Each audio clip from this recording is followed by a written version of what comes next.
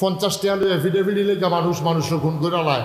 আবার ওখান দিলে কিতা জানি বাইপার রাসেল না রাইসাল বাপেল কিতা এটা এই যে হাফ টাফ বাড়িতে আছে নমুনা বড় খারাপ। কম্মালা কহেন দে কামড় দিয়ে হেঁটে গিয়ে উঠাতে আপনি কে তুইটা হ্যাঁ কখন যেত না নমুনা খারাপ। অন্তত ইমানটা লইয়া কবর জানলা করি রে। কায়দার কথাটা কি কইলি তা কায়দার কথা হইল এই জমার আজান দিছে। কি আর আজান দিছে? কিবারে? আরে সবাই কথা কইেন কিবারে? শুক্রবারে জমার নামাজের আজান দিছে। এক বেড়ায় আপনার এই গ্রামের গৌরীপুরের এক বেড়ায় কসবা গেছে আপনার ইয়া কিন্তু এখনো বিলে ওষুধ পাইছে না। কসবা গেছে ওষুধ কিন্তু কসবা ওষুধ কিনা শাহাপুর দিয়া কুডি চৌমুহনি দিয়ে যখন গৌরীপুরের দিকে আইতে আছে কুডি চৌমুহনির কাছে আইসে পরে এই জুমার আজান দিয়া লাগছে। এবারে দেখছে যে একটা পুলিশের গাড়ি আইয়া এই চৌমুহনি বাজারটা খেরুই সেইটা এই কেড়ায় কেড়ায় দোকান খোলা আর কেড়ায় কেড়ায় আটতে আছে। 2-3 জন ধৈরা ফিস মোড়া বান দিয়ে হ্যান্ডকাফ লাগাইয়া রাস্তার উপরে হতাই লাইছে। তখন বাহি তারা দেখিয়া কয় কি তো হলো কিতা কয় যারা যারা বেনামাজি তারারে ধরতে আছে। তখন আপনারা কন বাহি যারা বেনামাজি আছে তারা কি রাস্তার থাকবো না মসজিদে ঢুকে লাইব? কথা কেন কই ঢুকবো? মসজিদে ঢুকে লাইব। হ্যাঁ বেড়ায় ওই গৌরীপুরের বেড়ায় কুডি চৌমুহনিতে ফুতেরে ফোন দিছে বাইক ফুতরে তুই কো আব্বা আমি তো এই শরৎনগরের মুড়ো কই শরৎনগরের মুড়ো কিতা করস কয় আম্মাই পাঠাইছে একটা ফার্মের মুরগা নিতাম কারে মুরগা লাগতো না তাড়াতাড়ি দৌড়তে মসজিদে ঢুক। কয় আব্বা ওষুধ তো ওষুধ লাগতো না ওষুধ সারা আইতে আছে পুলিশ বাইন্দা বাইন্দা আইতে আছে। ভাই একটা পুলিশে কুডি চৌমুহনি একবার অ্যারেস্ট করছে হ্যান্ডকাফ লাগাইছে। হ্যাঁ বেড়ায় ফোন করে শরৎনগর বেড়াইয়া গৌরীপুর বেড়াইয়া গরম করে লাইছে। হ্যাঁতে কোনো মতে কি আর মুরগা কি আর কিতা লুঙ্গি টুঙ্গি লইয়া কোনো মতে তো পড়ে গিয়ে মসজিদে পড়ছে অজু মুজু সারা। তাইলে একটারে ধরলে বাকি এমনি সোজা। এটার নাম হলো ইসলাম। সুবহানাল্লাহ কইতেন না? প্রচুর গরম না? তারা যারা বাড়ি গেছে আমরা তারারে চিনতাম পারছি না। তারা আল্লাহর ওলি। তারা দোয়া করছে, তারার দোয়া কবুল। কারেন্ট গেছে, আল্লাহ কারেন্টটা গেলে গিয়ে উঠতে গেলাম গড়লে তারার দোয়া আল্লাহ কবুল করছে রে। যারা বাইরে গেছ জরুরি প্রয়োজন সেটা ভিতরে চলে আসো। আসো ভিতরে আসো, বসে বসেন। প্রত্যেক দিন মাহফিল হয় না? যাইয়েন আসেন। সমস্যা টুপি লাগতো না? আসেন না টুপি সমস্যা না। টুপি কি সবসময় থাইনি এবারের দুষ কি টুপি দেবার রাখতো চাই ফগরও থায় না ফালতে ঘুরে দিকে বল অসুবিধা নাই। হ্যাঁ মাশাআল্লাহ। হ্যাঁ আসো ছেলেরা আসো ওই পাশে যারা দাঁড়িয়ে এসে পড়ো। এদিকে জায়গা আছে আসো এসে বসো। আমিন কন জুড়ে আরো জুড়ে। আচ্ছা তো যেই কথাটা কইতাম ইসলাম তাইলে আমরা শুক্রবারে ওই যে তাড়াহুড়া করে নামাজ পড়ার লেগে জামাতে পর্যন্ত যায় না। কোনো মতে নামাজ পড়ে আসবে এটার নাম নামাজ না। আবার মহিলারাও দেখবেন কোনো সময় এই বেরিয়েতে জীবনে জুহরের নামাজ টাইম মতো পড়তে পারে না। তারা তো আর বেড়াইতের মতো আসে না তো। তারা তো অনেক কাজের মানুষ তো। তারা দান টান তুললা একবারে ঝাড়ু টাড়ু দিয়া উড়ান একবারে গোসল কইরা আইয়া যখন নামাজও খের হয় এর ভিতরে দিয়ে আসরের আজান দিয়া লাই। ঠিক কিনা কম? আম্মা আপনার কবরও আপনি আব্বা যাইতো না গো। আপনার কবরও আপনার স্বামী যাইতো না। আপনার স্বামীর কবরও আপনি যাইতেন না। বড় কঠিন দুনিয়া, বড় কঠিন হিসাব। সংসার করেন স্বামী স্ত্রী সন্তান সন্ততি মিলাইয়া কিয়ামতের ময়দানে হিসাবটা উল্টে যাবে। আম্মা আমার জরুরি একটা বিষয় শুনো। মহিলারা ইবাদত বন্দেগীর ভিতরে অনেক মহিলা আছে পুরুষের চাইতে পাক্কা। তারা শবে বরাতের রোজা রাখে, শবে মেরাজের রোজা রাখে, শাওয়ালের 6টা রোজা রাখে, আইয়ামে বীজের রোজা রাখে, সোমবারে বৃহস্পতিবারে রোজা রাখে, কিন্তু দেখা গেছে মহিলা, অনেক মহিলা আছে যাদের আচার আচরণে ব্যবহারে মানুষ বড় কষ্ট পায়, ঠিক কিনা? নবীজির কাছে খুব খেয়াল করেন, মহিলারা মন দিয়ে শুনেন, গভীর মনোযোগ। নবীজির কাছে একবার আইছে, আইয়া কয় আসসালাতু আসসালামু আলাইকা ইয়া রাসূলুল্লাহ, আসসালাতু আসসালামু আলাইকা ইয়া হাবিবাল্লাহ, আসসালাতু আসসালামু আলাইকা ইয়া শাফিআল মুজনুবিন, আসসালাতু আসসালামু আলাইকা ইয়া রাহমাতাল লিল আলামিন। নবী গো, আপনাকে সালাম। নবী গো, ওয়ালাইকুম আসসালাম। আল্লাহর নবী চুপ মেরে বসে আছেন। সাহাবা কই, ইয়া রাসূলুল্লাহ, ইয়া হাবিবাল্লাহ, আমি দুইজন মহিলাকে চিনি, তাদের স্বভাব চরিত্র সম্পর্কে জানি। আমি এখন দুইজনের ব্যাপারে আপনাকে বলবো, আপনি রায় দিয়ে দেবেন কে জান্নাতি আর কে জাহান্নামী। সুবহানাল্লাহ বলবেন না? খুব খেয়াল করেন, ওই দুইজন মহিলা আমি চিনি, তার স্বভাব চরিত্র, লেনদেন, কারবার, এটা আমি জানি। এখন আমি দুজনেরটা কয়, নবী গো, আপনি তো হলেন শরঈ, আপনি হলেন শরীয়ত প্রণেতা, আপনি যেইটা কোন এটাই তো ইসলাম। আপনি কুদুর কইয়া দিবেন কোন বেডিটা জান্নাতি আর কোন বেডিটা জাহান্নামী। নবীজি কয়, আচ্ছা বলো দেখি কোন মহিলা কেমন? তো সাহাবা কইতেছে, ইয়া রাসূলুল্লাহ, একজন মহিলা 5 ওয়াক্ত নামাজ, খেয়াল করেন, 5 ওয়াক্ত নামাজ পড়ে, আবার নফল নামাজও পড়ে। একজন মহিলা এবিডি এই রোজাও রাহে, ফরজ রোজাও রাহে, নফল রোজাও রাহে।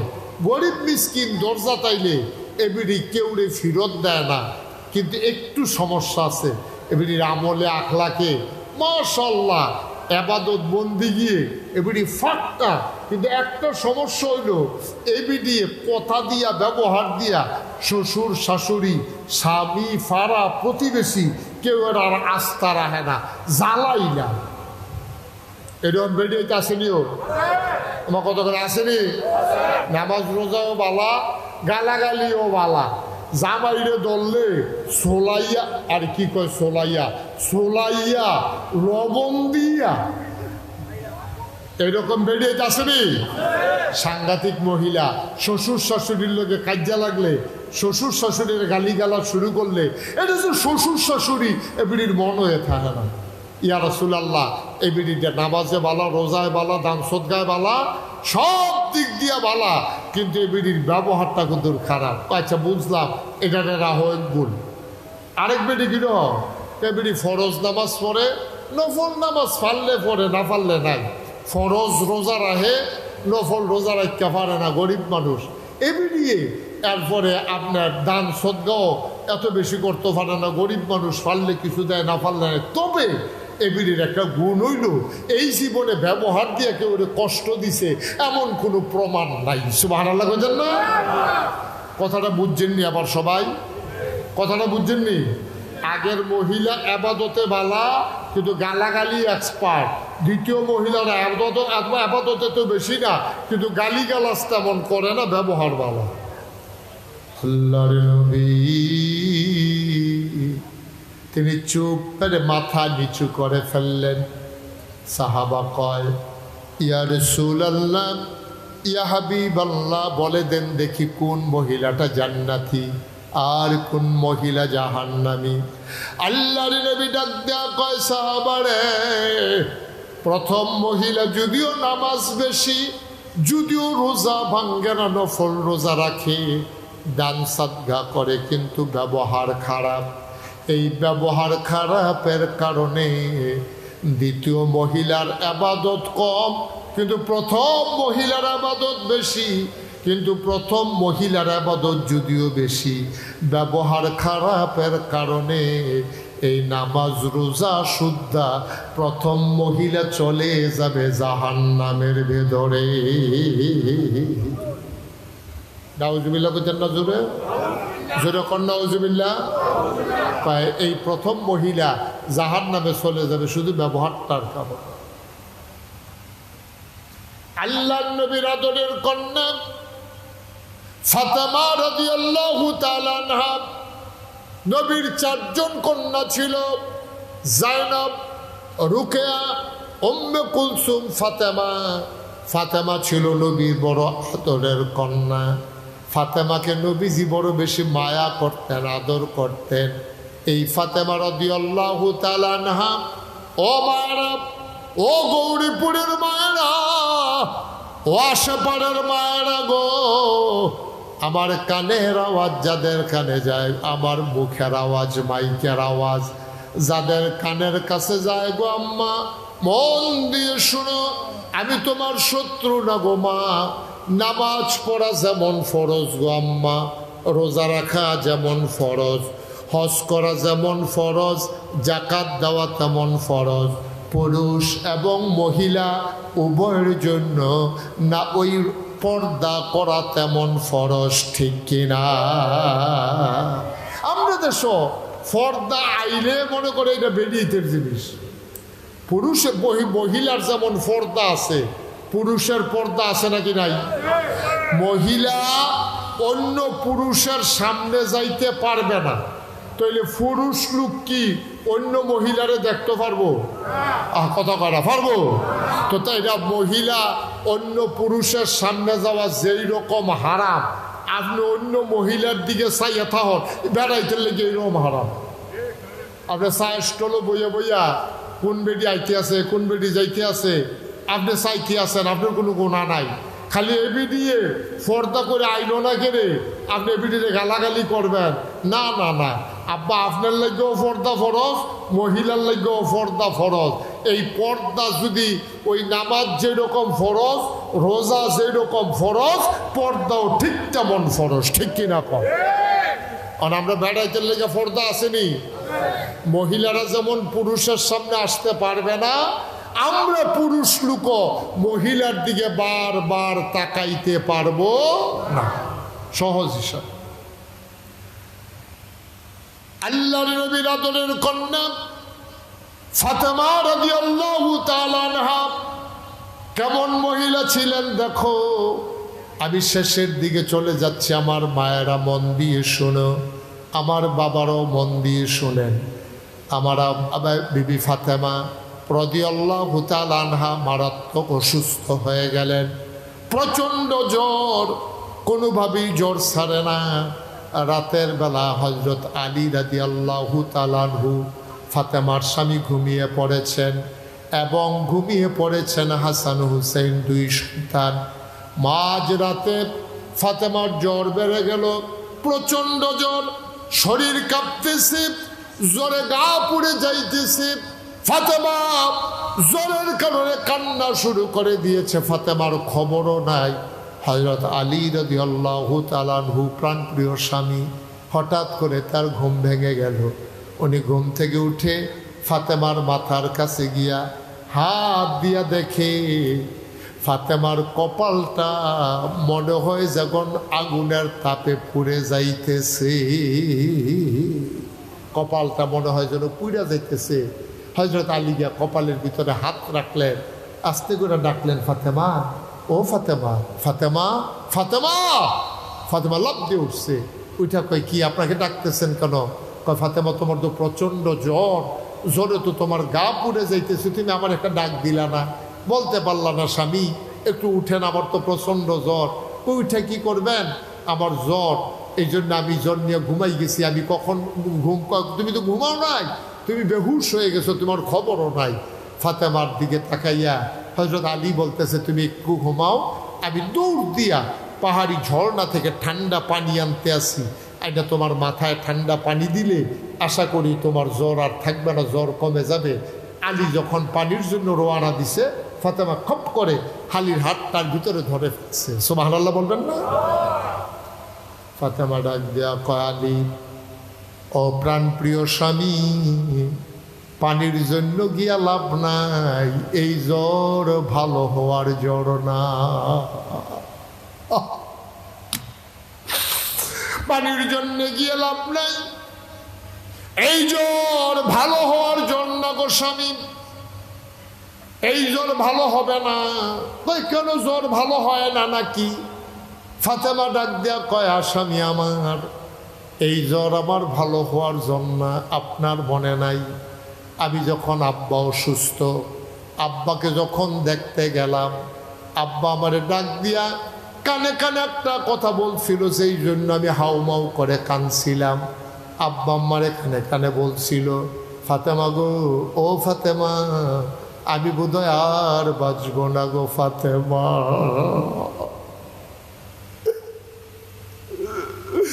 আমি বোধহয় আর বাঁচব না ফাতেমা, ফাতেমা গো। এই কথা শোনার পরে ফাতেমা হাউমাউ করে কাঁদতে শুরু করলেন। আল্লাহর নবী ফাতেমার কান্না সইতে পারলেন না, ডাক দিয়া কাছেই না কানে কানে কয়, ফাতেমা, ও ফাতেমা, কান্নাকাটির দরকার নাই, আমি বাঁচব না এটা সত্য, আমি বিদায় নেব। ফাতেমা গো, জান্নাতের ভেতরে সর্বপ্রথম আমার পরিবারে দেখা হবে তোমার সাথে। যেরকম সুবহানাল্লাহ, জান্নাতের ভিতরে সর্বপ্রথম তোমার সাথেই দেখা হবে ফাতেমা, তুমি কান্নাকাটি করো না। কয় তখন আমি মুচকি হাসছিলাম। কয় আলী, আজকে যে আমার জ্বর দেখতেছেন, এই জ্বর সেই জ্বর, আমার আব্বা আবুদা আমার জন্য অপেক্ষা করতেছে, আমি বোধহয় বাঁচব না, আমি মরে যাব, এই জ্বর আমাকে নিয়ে যাবে আমার আব্বার কাছে। সুবহানাল্লাহ বলবেন না? আমি বাঁচব না, এটা বাঁচার জন্য আমার মনে হয় সেই জ্বর উঠেছে, যেই জ্বরের কারণে আমার আব্বার সাথে দেখা হয়ে যাবে। ফাতেমার গাল বেয়ে বেয়ে টপ টপ করে পানি পড়ে। আলীও দাঁড়াইয়া দাঁড়াইয়া কান্দে। আলী ডাক দেয়া কয়, ফাতেমা গো, ও ফাতেমা, মানুষের জ্বর হইলে বুঝি মানুষ বাঁচে না? এটা তুমি কি বললা গো ফাতেমা, আমি পানি নিয়ে আসি। ফাতেমা ডাক দেয়া কয়, আলী, পানি আনার দরকার নাই, আমার হাসান হুসাইন রে দুই পাশ দিয়া বসাই দে।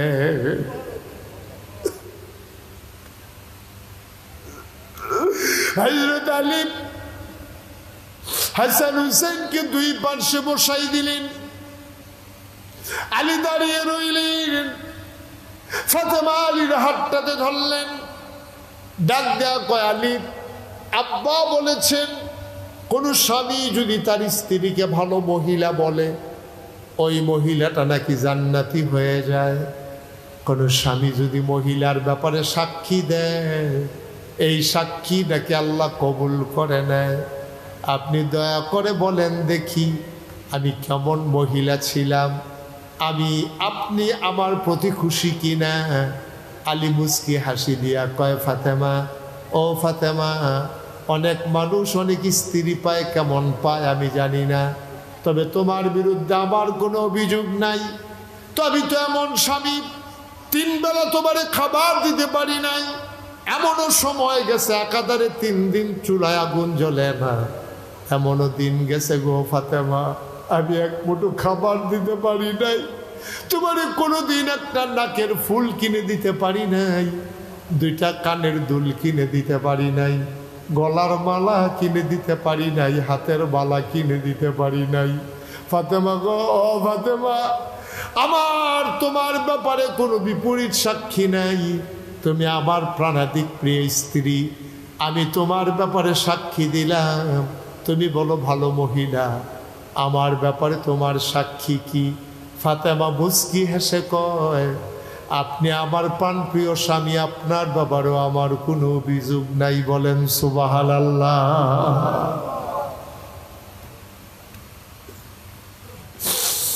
এবার ফাতেমা ডাক দিয়া কয়, আলী, আপনার কাছে আমার একটা অনুরোধ আছে, আমি যদি আজকে রাতের বেলা মরে যাই, এই মুহূর্তে যদি মরে যাই, ও আলী, আপনার কাছে আমার একটা অনুরোধ। আলী কয়, বলো, অনুরোধ করা লাগবে না, কি কথা তোমার? আমি যদি রাতের বেলা মরে যাই, ফজরের ওয়াক্ত হওয়ার আগে আগে আপনার কয়েকজন বন্ধু বান্ধব ডাকাইয়া ফজরের আগে আপনি তাড়াতাড়ি অন্ধকার থাকতে থাকতে আমারে কবরে ঘুম পাড়াই দিয়ে, দেরি কইলেন না আমার জন্যে, আমারে দেরি করাইয়েন না। কোনো মানুষের বেশি জানাজানির দরকার নাই। আপনার ইমামতিতে হাসান হুসাইনকে পিছনে দাঁড় করাইয়া দুই একজন বন্ধু বান্ধব ডাকাইয়া আপনি দ্রুত তার সাথে আমার জানাজা পড়াই দিয়েন। আলী খপ করে হাতটাতে ধইরা কয়, ফাতেমা এটা তুমি কেমন কথা বললা বুঝলাম না। তুমি নবীর আদরের কন্যা ফাতেমা, মানুষ শুনলে দৌড়ে দৌড়ে হাজার হাজার মানুষ জানাজায় আসবে। তোমারে যদি না জানাইয়া গোপনে জানাজা দেই, পরের দিন মানুষগুলো আমারে ধরবে, বলবে আপনি ফাতেমার জানাজা কেন গোপনে দিলেন? আমি জবাব দিতে পারবো না। ফাতেমা তুমি এই কথা কেন বলো? ফাতেমা কান্দে আর কয়, স্বামী গো, আপনি বলবেন এটা আমি ফাতেমার ওসিয়ত, আমারে তাড়াতাড়ি জানাজা দিয়ে দেওয়া। আলী কয়, কেন তুমি এই কথা বলতেছ? ফাতেমা কান্দে আর কয়, আলী আমি যখন ছোট থেকে বড় হয়েছি, যতদিন বাবার ঘরে ছিলাম, বিবাহের আগ পর্যন্ত কোনো দিন কোনো ভিন্ন পুরুষ আমি ফাতেমার এক নজরও দেখতে পারে নাই। সুবহানাল্লাহ বলবেন না জোরে? বিবাহের আগ পর্যন্ত কোনোদিন কোনো পুরুষ আমার একটা নজর দেখে নাই গো স্বামী। আপনার সাথে বিবাহ হওয়ার পরে কোনোদিন ভিন্ন পুরুষ আমারে দেখে নাই। বিয়ের আগেও দেখলো না, বিয়ের পরেও দেখতে দেই নাই। এখন যদি দিনের বেলা আমারে জানাজা দেন, খাটের উপরে যখন আমারে শোয়াবেন, ওই কাফন পরাইয়া খাটের উপরে শোয়াইয়া যখন আমারে জানাজার সামনে দাঁড় করাবেন, কাপড়ের উপর দিয়ে দেইখা মানুষ আন্দাজ করবে ফাতেমা লম্বা ছিল না খাটো ছিল, ফাতেমা চিকন ছিল না মোটা ছিল। ওই কাফনের বাইরে দিয়া দেইখা দেইখা মানুষ আন্দাজ করবে যেই ফাতেমারে জীবিত অবস্থায় কেউ দেখে নাই, মৃত্যুর পরে ওই ফাতেমারে কেউ যেন দেখতে না পারে। এটাই আমার আশা। বলেন সুবহানাল্লাহ। আবার বলেন, আমার মায়েরা যারা শুনতেছেন, আমার বাবারা আপনারা যারা শুনতেছেন, আবার বলেন, আপনার স্ত্রীরে কেউ দেখে নাই, আপনি এই গ্যারান্টি দিতে পারবেন? কথা কোন পারবেন? আমার মায়েরা বোনেরা যারা আছেন, তারা কি এই কথা বলতে পারবেন যে আমারে কেউ দেখে নাই? আজকে তো বাংলাদেশে মাহফিলের নাম দিয়া, বিভিন্ন জায়গায় উরুসের নাম দিয়া, বিভিন্ন জায়গায় সম্মেলনের নাম দিয়া দেখা গেছে পুরুষ মহিলা একসাথে নাচা নাচি গাওয়া গাওয়ি আছে নাকি নাই? কথা কেন আছে নাকি নাই? অথচ ফাতেমা তাদের মতোই একজন মহিলা, ফাতেমা তাদের মতোই একজন মহিলা। ওই জন্মের পর থেকে ওই মৃত্যুর পূর্ব মুহূর্ত পর্যন্ত না স্বামীর ঘরে না স্ত্রী এই আমাদের বাবার ঘরে কেউ একটা নজর দেখতে দেয় নাই।